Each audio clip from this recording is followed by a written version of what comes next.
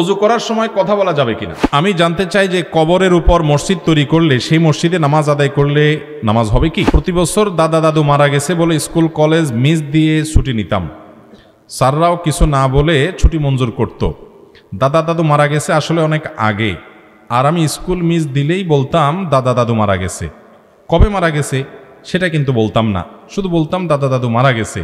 এতে আমার গুনাহ হবে কি? পরিবারের শান্তি বজায় রাখার জন্য শাশুড়ির ভূমিকা কি হওয়া উচিত? একজন আদর্শ ইমামের আচার ব্যবহার কেমন হওয়া উচিত? মৃত ব্যক্তি জীবিত অবস্থায় ওসিয়ত করে মারা যাওয়ার পর ওসিয়ত পালন করা যদি না হয় তাহলে তার পরিণাম কি হতে পারে? প্রশ্ন উত্তর দেব কিছু? আচ্ছা, সংক্ষেপে দেখি কতটুকু দেওয়া যায়। বিসমিল্লাহ। আমি একটা কোম্পানিতে চাকরি করি। এই কোম্পানিতে জন্ম বিরতিকরণ কিছু পণ্য আছে যা আমাদের বিক্রয় করতে হয়। এটা ইসলামের দিক থেকে জায়েজ আছে কিনা?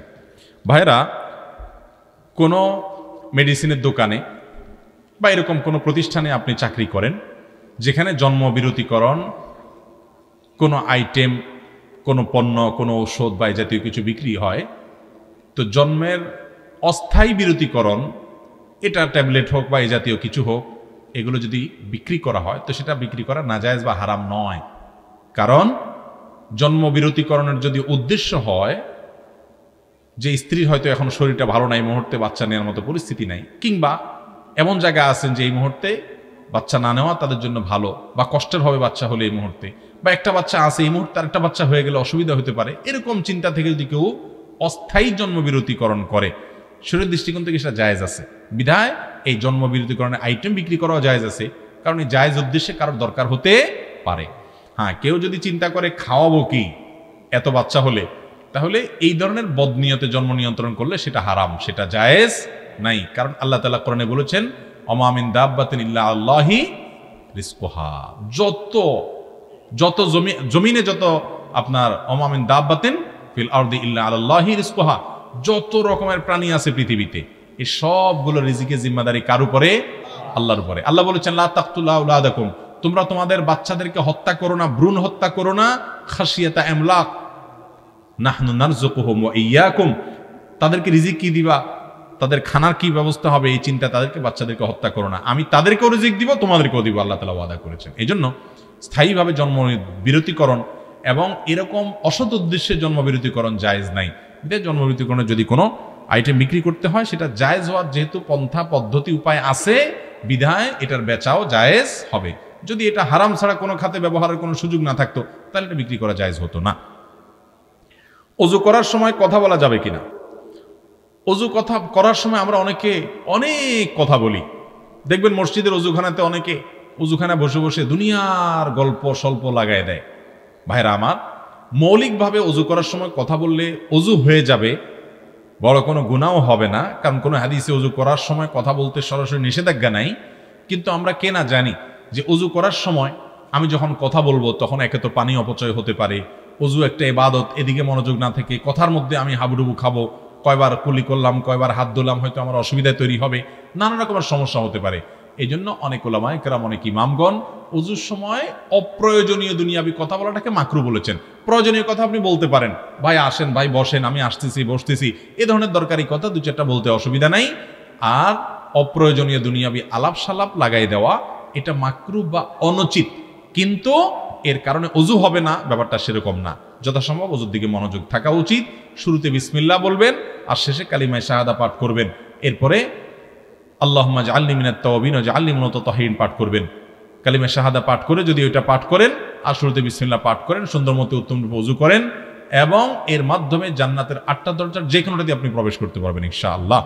এই জন্য ভাইরা, আমি বলি জান্নাতের কমন একটি রিমোট হলো ওযুর শুরুতে বিসমিল্লাহ বলে সুন্দর রূপে ওযু করে, এরপর ওযুর শেষে আশহাদু আল্লা ইলাহা ইল্লাল্লাহ ওয়া আশহাদু আন্না মুহাম্মাদান আবদুহু ওয়া রাসূলুহু আল্লাহুম্মা জাআলনি মিনাত তাওয়াবিন ওয়া জাআলনি মিনাল মুতাতাহহিরিন পাঠ করা, এর মাধ্যমে জান্নাতের 8টা দরজার সবগুলো খুলে যায় এবং যে কোনো দেশে যেতে পারে। তাহলে ওযুতে ওযু করার সময় যথাসম্ভব অপ্রয়োজনীয় কথা আমরা বলবো না, না বলা ভালো, কিন্তু কেউ বলে ওযু হয়ে যাবে। আমি জানতে চাই যে কবরের উপর মসজিদ তৈরি করলে সেই মসজিদে নামাজ আদায় করলে নামাজ হবে কি? কবরের উপরে মসজিদ তৈরি করা উচিত না, জায়েজ না। মসজিদ কেন, কবরের উপরে ঘরবাড়ি তৈরি করাও জায়েজ নাই। নবী করিম সাল্লাল্লাহু আলাইহি ওয়াসাল্লাম স্পষ্ট নিষেধ করেছেন হাদিসে, কবরের পরে বেনা বা কোনো নির্মাণ করা এটা জায়েজ নাই, এটা গুনাহের কথা।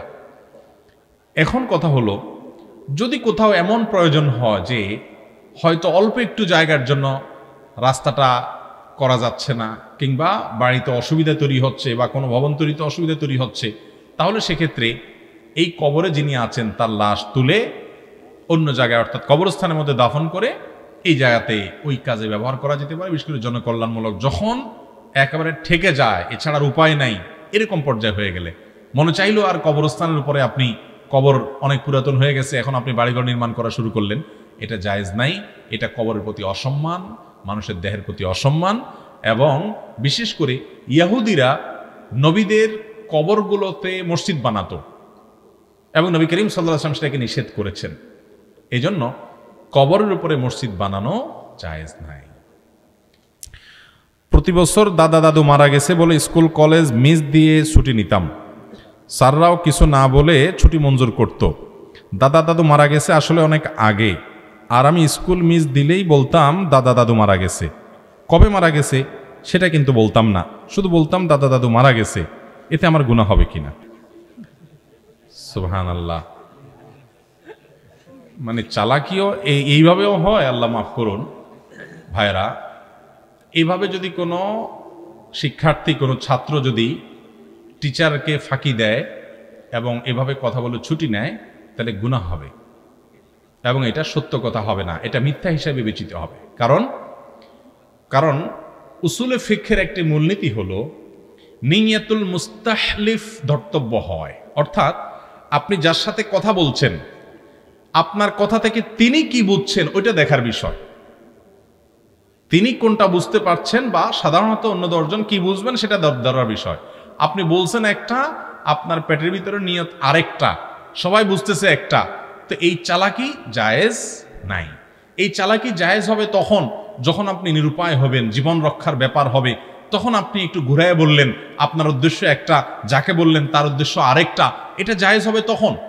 আপনি কোনো সন্ত্রাসের কবলে পড়লেন, আপনাকে সে শেষ করে ফেলবে, আপনার অনেক বেশি ক্ষতি করে ফেলবে, জিজ্ঞাসা করতেছে টাকা কই, আপনি টাকাটা নিজের পকেট থেকে বের করে জুতার নিচে, গাড়ির সিটের নিচে কোথাও রেখে ডাকাত ভাইকে বললেন, ভাই দেখেন বিশ্বাস করেন আমার সাথে কিচ্ছু নাই ভাই, আসলে ওর সাথে কিছু নাই, ওই সিটের নিচে আছে। তো এইরকম চালাকি করলেন আপনি আত্মরক্ষার জন্য। এটা ক্ষেত্র বিশেষ করে জীবন রক্ষার জন্য বড় কোনো বিপদ হলে তখন এটা জায়েজ হতে পারে। কিন্তু আপনি এই স্কুল ফাঁকি দেওয়ার জন্য বা অন্য কোনো উদ্দেশ্যে চাইলেন আর টিচারের বেচা শুরু করে দিলেন, বললেন একটা, আমার দাদা মারা গেছে, আমার মনোনীয়তা আছে 10 বছর আগে মারা গেছে, আর স্যার বুঝবে কালকেই মারা গেছে, এই জন্য আসি নাই। তো এই সমস্ত 2 নম্বরই করা জায়েজ হবে। নবী করিম সাল্লাল্লাহু আলাইহি ওয়াসাল্লাম বলেছেন যে মান গাশশা ফালাইসা মিন্না, যে ব্যক্তি কাউকে ধোঁকা দেয়, প্রতারণা করে, 2 নম্বরই করে, সে আমার উম্মত হতে পারে না। এই জন্য ভাইরা আমার, টিচারদেরকে এরকম ধোঁকা দেওয়া যাবে না। দেখুন, আমরা যুবক বয়সে অনেক পাগলামো করি, অনেকে অনেক এ ধরনের হেয়ালিপনা করি, মনে করি যে এটা তো বয়সের একটা পাগলামি। না ভাই, আমাদের যৌবন বয়স সম্পর্কে আল্লাহ স্পেশাল জিজ্ঞাসা করবেন, তোমার যৌবনে তুমি কি করেছো।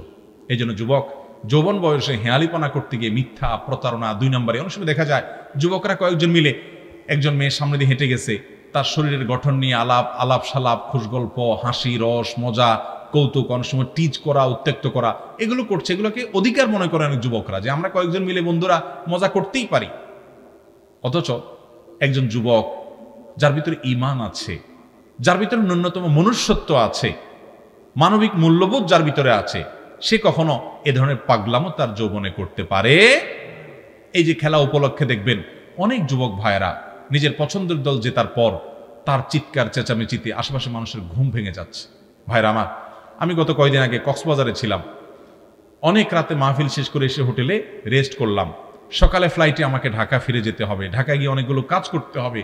এই 2-4 ঘন্টা যা ঘুমাইতে পারি এটাই আমার সবচেয়ে বড় রেস্টের সময়। কিন্তু দেখা গেল না, আমি ঘুমাতে পারলাম না, কারণ কিছুক্ষণ পরেই দেখা গেল তার পছন্দের যুবকদের পছন্দের দল।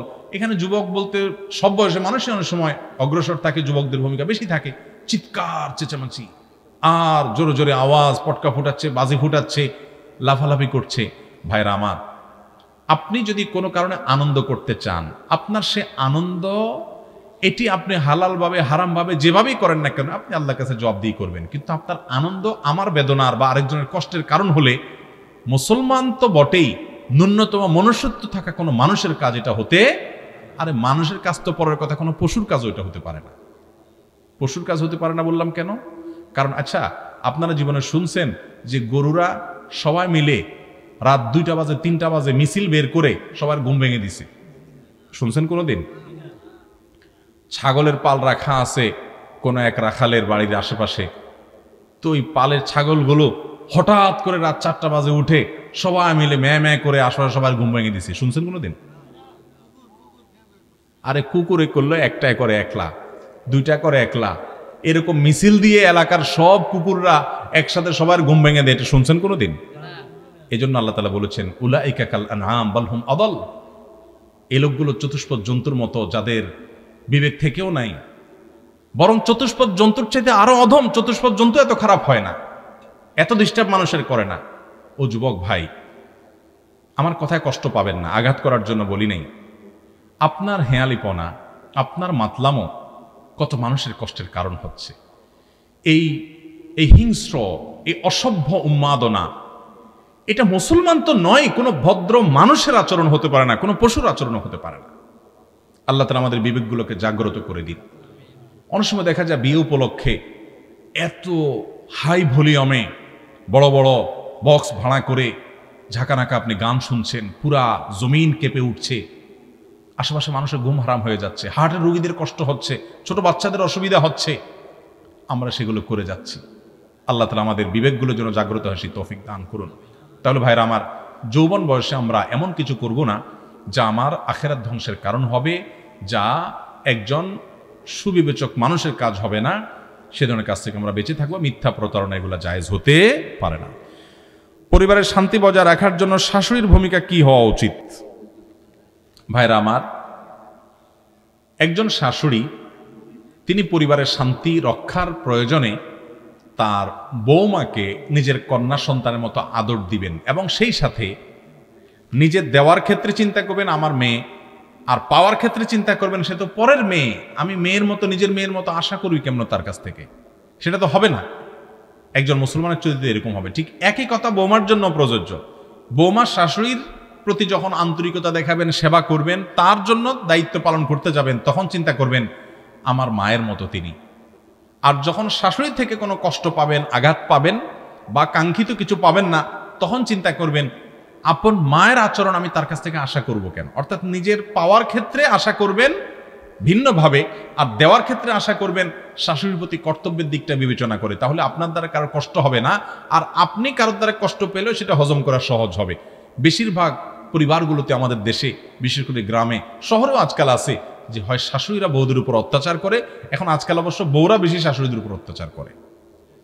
আল্লাহ তাআলা আমাদের মা বোনদেরকে এই বিষয়গুলোকে বোঝার তৌফিক দান করুন।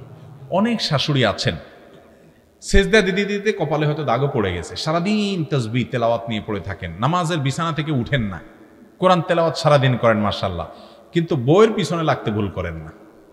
বউর বিরুদ্ধে ছেলেকে ফুসলা তাদের সম্পর্কটা নষ্ট করে, বউয়ের কাছ থেকে যৌতুক দাবি করে, খোঁচাখুচি করে, তার ছোট দোষটাকেও বড় করে দেখার চেষ্টা করে, সারাদিন ঝগড়াঝাটি লাগায় রাখে, তার বিরুদ্ধে শত্রুতা করে, তাকে আপন করতে পারে না। অনেক মায়েরা এরকম আছেন, অনেক শাশুড়ি এরকম আছেন, জাহান্নামে যাওয়ার জন্য এই একটা আচরণ যথেষ্ট হতে পারে, আপনারা ইবাদত বন্দেগী কুলাবে না। আবার অনেক বৌমারা আছেন যারা ব্যক্তিগতভাবে অনেক দিনদার, কিন্তু শাশুড়ির সাথে নিজের স্বামী অর্থাৎ শাশুড়ির ছেলের সম্পর্ক ভালো হোক সেটা চান না, সারাদিন লাগায় রাখেন মার বিরুদ্ধে, বোনের বিরুদ্ধে, দেবর ননদের বিরুদ্ধে বলে বলে স্বামীর কান ভারী করেন। আছে না নাই? আল্লাহ তাআলা সহনশীল মানুষদেরকে জান্নাত দিবেন। শাশুড়িকেও সহনশীল হতে হবে, বৌমাকেও সহনশীল হতে হবে, তাহলে পরিবারে শান্তি আসবে ইনশাআল্লাহ। সবর এবং শুকর, সবর এবং শুকর, এই দুটো গুণ ছাড়া কোনো দম্পতি সুখী হতে পারে না, কোনো শ্বশুর শাশুড়ি কোনো পরিবার সুখী হতে পারে। শুকর হবে যেটুকু হয়েছে আলহামদুলিল্লাহ, এর চাইতে কষ্টে অনেকে আছে, এর চাইতে খারাপ বৌমা অনেকে আছে, এর চেয়ে খারাপ শাশুড়ি অনেকে আছে, আল্লাহর রহমত তাদের চাইতে আল্লাহ আমাকে ভালো রেখেছেন। শুকর আদায় করতে হবে। শুকর আদায় করলে আপনার নিজেরই সুখ হবে, ভালো লাগবে, ডিপ্রেশন কমবে, প্রেশার কম ফিল করবেন, ভালো লাগা কাজ করবে, আপনার বেশি ঝামেলা হবে না। আর সবর থাকতে হবে যে আলহামদুলিল্লাহ আমার কষ্ট হচ্ছে ঠিক আছে, কিন্তু আমি এর জন্য যে সবর করবো, এই সবরের বিনিময়ে আল্লাহ আমাদের কি দিবেন? জান্নাত দিবেন ইনশাআল্লাহ। ভাই রাত অনেক হয়েছে, আর এক দুইটা প্রশ্ন দিয়ে আমরা শেষ করি। একজন আদর্শ ইমামের আচার ব্যবহার কেমন হওয়া উচিত? আদর্শ ইমামের আচার ব্যবহার কেমন হওয়া উচিত? একজন আদর্শ মুসল্লির আচার ব্যবহার যেমন হওয়া উচিত, একজন আদর্শ ইমামের আচার ব্যবহারও তেমন হওয়া উচিত। কথা কি বুঝাইতে পারছি? আমাদের মুসল্লি ভাইয়েরা চাই যে আমাদের আচার ব্যবহার যাই হোক না হোক, আমাদের হুজুরটা হবে একদম আস্ত ফেরেশতা, আসমান থেকে নাজিল হয়েছে এরকম ফেরেশতা, হুজুরের মধ্যে কোনো দোষ ত্রুটি থাকতে পারবে না। ঠিক না বেঠিক? ভাইরা আমার, একজন আদর্শ মুসলমান মুসল্লি আপনাকেও একজন ভালো মানুষ হতে হবে, একইভাবে একজন ইমামকেও একজন ভালো মানুষ হইতে হবে। হ্যাঁ, এটা ঠিক যে ইমাম সাহেব তিনি আদর্শ হওয়ার কারণে তাকে সবাই লক্ষ্য করেন, দেখেন, সেই জন্য তার উপরে দায়িত্বটা একটু বেশি। কিন্তু তাই বলে ইমাম সাহেব কেমন হবে আদর্শ সেটা আপনি জানতে চাইবেন, তো আমি উত্তরে বলবো আপনি নিজে একজন আদর্শ মানুষ হওয়ার জন্য আচরণ আপনার যেমন ভালো থাকা উচিত মুসলমান হিসেবে, ওই গুণটা একজন ইমাম সাহেবের মধ্যে থাকতে হবে, আর তার মধ্যে একটু বিশেষ গুরুত্বের সাথে থাকতে হবে, এইটুকু মাত্র। অতএব আমাদের নিজেদের আখলাকগুলোকে ভালো করতে হবে, ইমাম সাহেবদেরকেও ভালো হতে হবে ইনশাআল্লাহ। মৃত ব্যক্তি জীবিত অবস্থায় ওসিয়ত করে মারা যাওয়ার পর ওসিয়ত পালন করা যদি না হয় তাহলে তার পরিণাম কি হতে পারে? মৃত ব্যক্তি যদি কোনো ওসিয়ত করে যায় তার ওয়ারিসদেরকে, এই ওসিয়তটা যদি সম্পদ সম্পর্কিত ওসিয়ত হয় যে আমার সম্পদ অমুক জায়গায় দান করবা, অমুকরে দিবা, তাহলে বৈধ এবং লিগ্যাল ভালো জায়গায় ওসিয়ত যদি করে যান সেটা 3 ভাগের 1 ভাগ সম্পদে কার্যকর হবে। ধরুন যিনি মারা গেছেন তার টোটাল সম্পদের দাম 5 লাখ টাকা বা 6 লাখ টাকা, তাহলে 6 লাখ টাকার অ্যাসেট সব থাকলে 2 লাখ টাকার মধ্যে তার ওসিয়ত কার্যকর হবে। তিনি যদি এর বেশি ওসিয়ত করেন সেটা কার্যকর করা ওয়ারিসদের উপর আবশ্যক না। ওয়ারিসরা যদি ওই 2 লাখ টাকার ওসিয়ত কার্যকর না করে, অর্থাৎ তিনি যত টাকার সম্পদের ওসিয়ত করে দিয়ে গেছেন যে বিভিন্ন জায়গায় দেওয়ার, সেগুলোর ক্ষেত্রে 1/3ও যদি ওসিয়ত কার্যকর না করে, একটু যদি কার্যকর না করে, তাহলে ওই ওয়ারিসরা সবাই গুনাহগার হবে। ওই মৃত ব্যক্তির ওয়ারিস ওসিয়ত পুরা না করে তারা যদি নিজেরা ভাগযোগ করে নেয়, নিজেরা ভাগ বন্টন করে বিলি বন্টন করে খায়, তাহলে তারা গুনাহগার হবে, হারামে লিপ্ত হবে, আল্লাহর কাছে জবাবদিহি করা লাগবে ইনশাআল্লাহ। আল্লাহ তাআলা আমাদেরকে বেঁচে থাকার তৌফিক দান করুন। অতএব ওসিয়তের ব্যাপারটা অনেক গুরুত্বপূর্ণ ভাইরা আমার। কোনো মৃত ব্যক্তি জীবদ্দশা ওসিয়ত করে গেলে তার ওসিয়তটা অবশ্যই আদায় করতে হবে। আপনারা এত সময় ধরে গুরুত্বপূর্ণ বিভিন্ন বিষয়ে বক্তব্য শুনে আসছেন সম্মানিত উলামা একরামের মুখ থেকে। আমি একটি বিষয়ের উপর কিছু আলোকপাত করে আপনাদের প্রশ্ন উত্তরে চলে যাব ইনশাআল্লাহ। আর যে বিষয়ে আমি আলোকপাত করতে চাই আজ সেটি হলো মোবাইল ফোন কোরআন এবং হাদিসের আলোকে এই মোবাইল ফোন ব্যবহার করতে গিয়ে একজন ইমানদারের কতগুলো বিষয় লক্ষ্য রাখা উচিত, যেগুলো আমরা হয়তো অনেকেই লক্ষ্য রাখতে পারি না, যার কারণে আমরা আমাদের জীবনে এই অতীব গুরুত্বপূর্ণ কাজটি করতে গিয়ে আল্লাহ তাআলাকে অসন্তুষ্ট করে ফেলছি, আমাদের আখিরাত ধ্বংস করে ফেলছি, আমাদের ঈমান পর্যন্ত আমরা নষ্ট করে ফেলছি। আমরা হয়তো অনেকে বলবো যে মোবাইল ফোনের ব্যবহার, সেখানেও আবার কোরআন হাদিস, সেখানেও আবার ইসলাম, সেখানেও আবার আল্লাহ এবং তার রাসূল। মোহতারাম হাজরিন, আমাদের দিনের একটা বড় অংশ এখন কাটে মোবাইল ফোনে, ঠিক না ঠিক?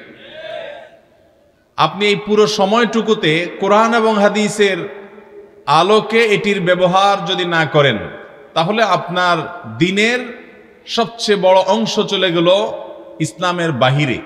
তাহলে কিভাবে আপনি আল্লাহর একজন ফরমাবরদার, একজন মুসলিম বান্দা হিসেবে নিজেকে দাবি করবেন? তাছাড়া আমরা সবাই জানি আল্লাহ সুবহানাহু ওয়া তাআলা বলেছেন, আল ইয়াউমা আকমালতু লাকুম দীনাকুম, আজ তোমাদের জন্য তোমাদের দ্বীনকে পরিপূর্ণ করে দিয়েছি। দ্বীন পরিপূর্ণ হওয়ার মানে হলো একজন মানুষের জীবনের এমন কোনো ক্ষেত্র নাই, এমন কোনো কাজ নাই যে কাজ সম্পর্কে কোরআন এবং সুন্নাহ তথা ইসলামী শরিয়া গুরুত্বপূর্ণ এবং পরিষ্কার দিক নির্দেশনা দেয় নাই। এরকম কোন বিষয় মুসলমানের জীবনে থাকতে পারে? যদি আপনার জীবনে এমন কিছু থাকে যেখানে কোরআন হাদিস কোনো বক্তব্য দেয়নি বা কোরআন হাদিসের আলোকে আপনার সেখানে কিছু করার বা মানার নাই, তাহলে তো ইসলাম পূর্ণাঙ্গ হলো না, ইসলামকে আপনি অপূর্ণাঙ্গ দাবি করলেন। অথচ আল্লাহ তাআলার ঘোষণা হলো আল্লাহ তাআলা এই দ্বীনকে আমাদের জন্য পরিপূর্ণ করে দিয়েছেন। এখানে কোনো শূন্যতা নাই, এখানে কোনো সংকট নাই, এখানে কোনো প্রকার অভাব নাই। আমাদের জীবনের প্রতিটা কাজ, ভাইরা আমার, একজন মুসলমান কিভাবে টয়লেটে গিয়ে কিভাবে তিনি পবিত্রতা অর্জন করবেন, একজন মুসলমান কিভাবে স্ত্রী সহবাস করবেন, একজন মুসলমান কিভাবে তার দৈনন্দিন জীবনের তুচ্ছ বিষয়গুলো সম্পাদন করবেন, কোরআন এবং হাদিসে সে সম্পর্কে আলোচনা আছে না নাই? তাহলে সেই কোরআন এবং সুন্নায় আমাদের জীবনের এখন গুরুত্বপূর্ণ বিষয় হয়ে ওঠা মোবাইল ফোন, যেটি আমাদের দিন এবং রাতের গুরুত্বপূর্ণ অনেকগুলো ঘন্টা সময় নিয়ে নেয়, সেটার ব্যবহার সম্পর্কে কোরআন হাদিসের আলোকে আমাদের তেমন কিছু নেওয়ার বা দিক নির্দেশনা গ্রহণ করার মতো কিছু নাই, এমনটি কি হতে পারে? অতএব ভাইরা আমার, এই মোবাইল ফোনের ব্যবহারে কোরআন এবং হাদিসের মৌলিক নির্দেশনাগুলো আমাদের মাথায় রেখে চলতে হবে। আর না হলে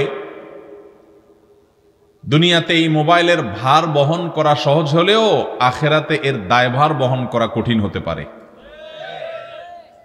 মুহতারাম হাজরিন, এজন্য আল্লাহ রাব্বুল আলামিনের অনেকগুলো আদেশ আছে, নিষেধ আছে। নবী করিম সাল্লাল্লাহু আলাইহি সাল্লামের হাদিসের আলোকে অনেকগুলো আদেশ নিষেধের কথা আমরা জানি, যেগুলো আমরা আমাদের এই মোবাইল ফোন ব্যবহার করার ক্ষেত্রে মানা, এটাকে মেনে চলার প্রশ্ন আসে। আমরা সেগুলো ইনশাআল্লাহ পয়েন্ট আকারে তুলে ধরব। তার আগে কোরআনে কারীমের যে আয়াত আমি তেলাওয়াত করেছি, সূরা নাহলের ৮ নম্বর আয়াত, সে আয়াতটির অনুবাদ করে আমরা আলোচনা চলে যাই। আল্লাহ রাব্বুল আলামিন ইরশাদ করেছেন, ওয়াল খাইলা ওয়াল বিগালা ওয়াল হামিরা লিতারকাবুহা ওয়া জিনা। ঘোড়া,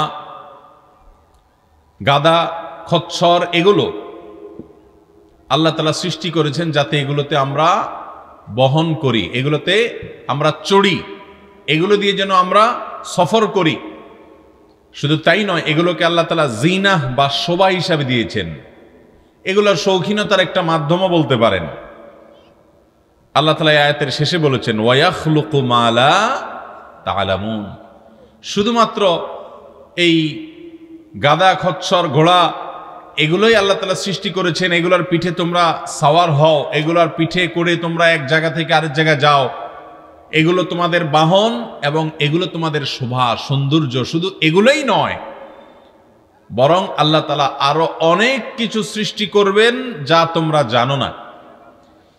আয়াতের এই শেষাংশের তাফসীর প্রসঙ্গে বিশ্ববিখ্যাত অনেক মুফাসসিরগণ বলেছেন, বিশেষ করে আল্লামা তানতাবী রাহিমাহুল্লাহ তার তাফসীরে এবং আরো মুফাসসিরগণ লিখেছেন যে আল্লাহ বলেছেন যে মানুষ যে সমস্ত বাহনে সেই যুগে চড়ত 1450 বছর আগে, যখন গাড়ি ছিল না, যখন রেল ছিল না, বাস ছিল না, যখন বিমান ছিল না, তখনকার কথা আল্লাহ রাব্বুল আলামিন বলছেন যে আরো অনেক এমন জিনিস আল্লাহ সৃষ্টি করবেন যা তোমরা জানো না, অর্থাৎ সে যুগের মানুষ জানে না। এখানে আল্লাহ তাআলা ইঙ্গিত দিয়েছেন যে বাহন হিসাবে এই ঘোড়া, ওট, গাদা, খচ্চর যেগুলো তখন প্রচলিত ছিল, এর বাইরে আরো বহু বাহনের সৃষ্টি দুনিয়াতে হবে। আল্লাহ তাআলা মানুষের মাথায়, মানুষের ব্রেইনে বুদ্ধি দিয়ে টেকনোলজির সম্পর্কিত জ্ঞান এবং বিদ্যা তাদেরকে দিয়ে এগুলো আল্লাহ তাআলা তাদের মাধ্যমে সৃষ্টি করবেন। অতএব এই আয়াতে অনেক নিত্য নতুন বাহনের যে আবিষ্কার হবে, আধুনিক অনেক বাহন এবং যন্ত্রপাতি যে তৈরি হবে, সেই সম্পর্কে আল্লাহ তাআলা এই আয়াতে সূরা নাহল আয়াত নম্বর 8-এ ইঙ্গিত দিয়ে রেখেছেন যে যেই সমস্ত বাহন এখন তোমরা দেখতে পাচ্ছ, এটা বলা হচ্ছে সে নবী সাল্লাল্লাহু আলাইহি সাল্লামের সময়কার মানুষদেরকে, যে যেগুলোতে তোমরা এখন চড়ো, এগুলো তো আছেই, আরো অনেক বাহন আসবে যেগুলো তোমরা জানো না। এসেছে তারপরে বিমান, এসেছে রকেট, এসেছে বাস, এসেছে ট্রেন, এসেছে অনেক ধরনের বাহন, এগুলো তখনকার মানুষ কল্পনাও করে নাই। মোহতারাম হাজরিন, অতএব আমাদের কথাবার্তা এক জায়গা থেকে আরেক জায়গায় পাঠানোর জন্য এক সময় চিঠির প্রচলন ছিল। আল্লাহ রাব্বুল আলামিনের ঘোষণা অনুপাতে আমাদের কথাকে এক জায়গা থেকে আরেক জায়গায় পৌঁছানোর জন্য চিঠির চাইতে আরো উন্নত অনেক মাধ্যম আসবে কিয়ামতের আগে। এটিরও ইঙ্গিত কোরআন থেকে, এ আয়াত থেকে আমরা পাই। অতএব এর ব্যবহারের ক্ষেত্রে আল্লাহর আদেশ নিষেধ যদি আমরা মেনে চলি, তাহলে এটি আমাদেরকে জান্নাতে যাওয়ার পথকে সুগম করে দিতে পারে। আর এটির ব্যবহার করতে গিয়ে যদি আল্লাহর আদেশ নিষেধকে লঙ্ঘন করি, তাহলে জাহান্নামে যাওয়ার জন্য আর বেশি কিছু লাগবে না, এই একটা মোবাইল ফোনে যথেষ্ট হতে পারে। মোহতারাম হাজরিন, এজন্য সর্বপ্রথম যে বিষয়টি আমরা বলতে চাই সেটি হলো, একজন মুসলমান মোবাইল ফোন ব্যবহার করবেন, কিনবেন কেন, তার উদ্দেশ্য কি হবে? যদি তার উদ্দেশ্য হয় এর মাধ্যমে আমার প্রয়োজনীয় কথাবার্তাগুলো, বিভিন্ন লোকের সাথে আলাপগুলো করা, যোগাযোগ রক্ষা করা, তাহলে এটা কেনা তার জন্য জায়েজ। যদি এর উদ্দেশ্য জায়েজ উদ্দেশ্য থাকে, এর মাধ্যমে ডাটা সংগ্রহ করা, বিভিন্ন তথ্য আদান প্রদান করা, যোগাযোগের সুবিধা হওয়া, এই জাতীয় উদ্দেশ্যগুলো আছে, বৈধ উদ্দেশ্য আছে, তাহলে এই উদ্দেশ্যে যদি কেউ মোবাইল ফোন কিনে, সেটা বাটন ফোন হোক, স্মার্টফোন হোক, সেটা কেনা জায়েজ। আর যদি কেউ ইবাদতের উদ্দেশ্যে এটা কিনে, যেমন এটাতে বিভিন্ন কোরআনে কারিমের আয়াতের, কোরআনে কারিমের বিভিন্ন যে ভার্সন আছে, অ্যাপ আছে, সেগুলো দিয়ে আমরা কোরআন তেলাওয়াত করব, আমি এখান থেকে ওয়াজ নসিহত শুনবো, আমি এখান থেকে দ্বীনি বিষয়গুলোকে জানার চেষ্টা করব, এই জন্য আমি এটা কিনছি, এই উদ্দেশ্যে যদি কেউ কোনো মোবাইল সেট কিনে, তাহলে ইনশাআল্লাহ দাওয়াতের উদ্দেশ্যে, ইলম অর্জন করার উদ্দেশ্যে, এরকম ভালো উদ্দেশ্যে যদি কেউ মোবাইল ফোন কিনে, তাহলে এটা কেনাটা শুধু জায়েজ হবে না, বরং এটা কেনাটা তার ইবাদতের কারণ হবে ইনশাআল্লাহ। কারণ ইন্নামাল আমালু বিন্নিয়াত। আপনি উদ্দেশ্য কি উদ্দেশ্য নিয়ে আপনি কিনেছেন সেটাই দেখার বিষয়। উদ্দেশ্য যদি সওয়াব আহরণ করা হয়, উদ্দেশ্য যদি হয় আল্লাহর পথের মাধ্যমে মানুষকে আহ্বান করা, উদ্দেশ্য যদি হয় এর মাধ্যমে নিজে ইলম অর্জন করা, উদ্দেশ্য যদি এখান থেকে কোরআন তেলাওয়াত করা, ভালো ভালো জিনিসগুলো গ্রহণ করা, হারাম থেকে বেঁচে থেকে এইভাবে চলবেন, এই উদ্দেশ্য নিয়ে যদি আপনি করেন, তাহলে আপনার এই মোবাইল ফোন কেনাটা শুধু জায়েজ নয়, বরং ইবাদতে পরিগণিত হবে ইনশাআল্লাহ। আর যদি উদ্দেশ্য হয় বাকাওয়াতি করা, অহংকার করা, যে আমার কাছে এই সেট আছে, আমার কাছে অমুক সেট আছে, এটা অন্য কারোর কাছে নাই, এইরকম অহংকার যদি উদ্দেশ্য থাকে, অহংকার করা যদি উদ্দেশ্য থাকে, যেমন অনেক যুবক ভাইদেরকে দেখবেন এমন ডিভাইস, এমন মোবাইল ফোন কিনছেন উনি, যে এটা হয়তো আশেপাশে কারোর কাছে নাই, মাত্র বের হয়েছে, তো এটা কেনার জন্য সে পাগল পড়া থাকে।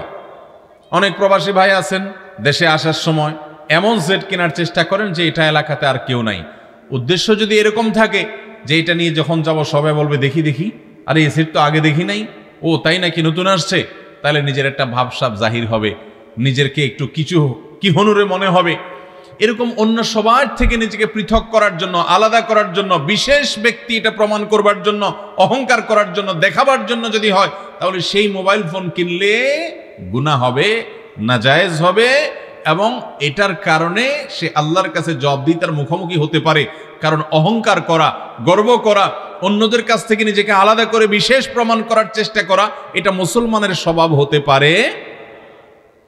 ভাইরা আমার, তাইলে মোবাইল ফোনের এটার কেনার সময় উদ্দেশ্যের উপরে ভিত্তি করে 3 ধরনের বিধান চলে আসলো। কখনো এটি কিনা জায়েজ, যখন আপনি বৈধ কাজ করার জন্য, ব্যবসা বাণিজ্য, চাকরি বাকরি, পারিবারিক আলাপ সালাপ এগুলো করবেন, যোগাযোগ করবেন, ডাটা আদান প্রদান করবেন, আপনার নিছক জায়েজ এবং বৈধ উদ্দেশ্য আছে, তাহলে এটা কিনে আপনার জন্য জায়েজ, সওয়াবও নাই, গুনাহও নাই। আর যদি এটা কিনে আপনি কোনো নেক কাজ করবেন সে উদ্দেশ্য থাকে, এটা দিয়ে কোনো ইবাদত বন্দেগী ভালো কাজ করবেন এই উদ্দেশ্য থাকে, তাহলে এটা কেনাটা জায়েজ শুধু না, এটা কেনাটা সওয়াবের কারণও হতে পারে।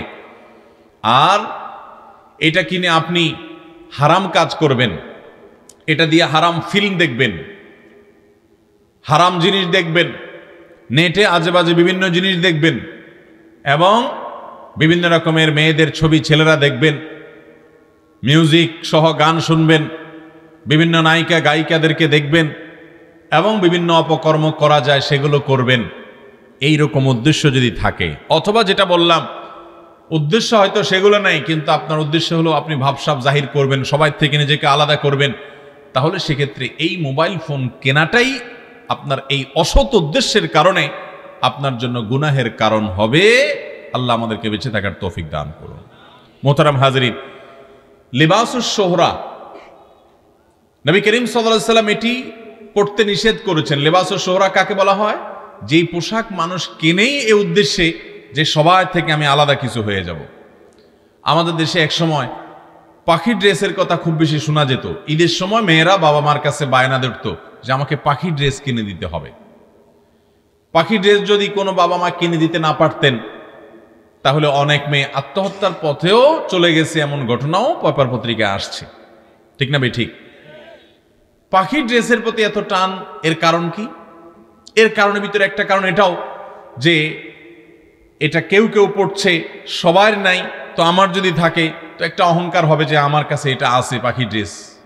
এরকম যে কোনো পোশাক যদি কেউ এই উদ্দেশ্যে কিনে বা পরে যে সবাই থেকে আমি নিজেকে আলাদা করে ফেলবো, এটার মাধ্যমে আমি বিশেষ কিছু হওয়ার চেষ্টা করব, প্রসিদ্ধ হওয়ার চেষ্টা করব, সবাই আমার দিক তাকিয়ে থাকবে, আল্লাহ মাফ করুক, এই উদ্দেশ্যে যদি সে কোনো পোশাক কিনে, নবী করিম সাল্লাল্লাহু আলাইহি সাল্লাম এটাকে লেবাসুস শুহরা বলেছেন, যে এটা দিয়ে সে নিজেকে আলাদা করলো, প্রসিদ্ধ করার চেষ্টা করছে, বিশেষ করার চেষ্টা করছে, তাহলে এটি কেনা, এটি পরিধান করা গুনাহের কথা। ঠিক একইভাবে মোবাইল ফোনের বিষয়, আল্লাহ তাআলা এই মোবাইল ফোন কেনা এবং ব্যবহার করার ক্ষেত্রে আমাদের উদ্দেশ্যটাকে, নিয়তটাকে খালিস করার তৌফিক দান করুন।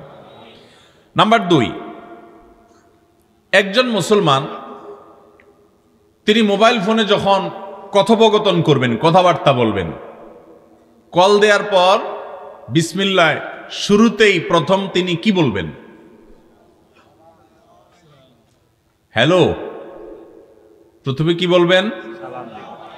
আসসালামু আলাইকুম ওয়া রাহমাতুল্লাহ, সালাম দিবেন। কথা বলার আগে কি দিতে হবে? সালাম দিতে হবে। আমরা বেশিরভাগ লোক ধরেই কি বলি? হ্যালো। আরে হেলবে পরে, আগে সালাম দাও। কিন্তু সালাম অনেকে আমরা দিতে জানি না। ভাইরা আমার, সালাম দেওয়ার পর যিনি কল করবেন তিনি সালাম দিবেন। অনেক সময় দেখা যায় যিনি কল করেন, ফোন যিনি করেন, ডায়াল যিনি করেন, তিনি সালাম না দিয়ে তিনি হয়তো হ্যালো টেলো শুরু করছেন, তখন অপর প্রান্ত থেকে যিনি আছেন তিনি হয়তো সালাম দেন। ঠিক আছে, যিনি ডায়াল করেন তিনি সালাম না দিলে তখন অপর প্রান্ত থেকে তিনি সালাম অবশ্যই দিবেন, কিন্তু যিনি ডায়াল করবেন এটা তার দায়িত্ব। তিনি আবার অপরপক্ষ সালাম দিবে সে অপেক্ষায় থাকবেন না, বরং যিনি কল করেছেন, ডায়াল করেছেন, সালাম দেওয়াটা হলো তার দায়িত্ব। কারণ নবী করিম সাল্লাল্লাহু আলাইহি সাল্লাম বলেছেন যে আসবে আগন্তুক সে বসা মানুষকে সালাম দিবে, যে দাঁড়ানো সে বসা অপেক্ষা করা মানুষগুলোকে সালাম দিবে, আগন্তুক অপেক্ষমানদেরকে সালাম দিবে, দাঁড়ানোওয়ালা বসাদেরকে সালাম দিবে। ঠিক একইভাবে যে ফোন ডায়াল করবে, কল করবে, সে ফোন দিবে, সে সালাম দিবে যার কাছে কল করা হয়েছে তাকে। তিনি ফোনটা রিসিভ করার সাথে সাথে প্রথম কথাই হবে আসসালামু আলাইকুম ওয়া রাহমাতুল্লাহি ওয়া বারাকাতুহু। অথচ আমরা অনেকে ফোন করার সময়, রিসিভ করার সময় এই বিষয়টা খেয়াল করি না। অনেক নিয়মিত সালাম দেওয়া মানুষও আছেন যে অন্য সময় সালাম দেন মাশাআল্লাহ, কিন্তু মোবাইল ফোনের সময় সালাম দিতে উনি ভুলে যান। আছে না এই রোগটা আমাদের মধ্যে? তাহলে প্রতিবার আমি মোবাইল ফোনে যতবার কল করব ততবার সালাম দিয়ে আমি 10টি করে নেকি আমার নিজের করে নিতে পারবো ইনশাআল্লাহ। আর যার কাছে কল করা হয়েছে, ডায়াল করা হয়েছে, যাকে ফোন করা হয়েছে, তিনি ফোনটা রিসিভ করার পর যখন এক প্রান্ত থেকে সালাম দিবেন, তারও কর্তব্য হলো সালামের জবাব দেওয়া। সালাম দেওয়াটা সুন্নাহ, কিন্তু সালামের জবাব দেওয়াটা ওয়াজিব।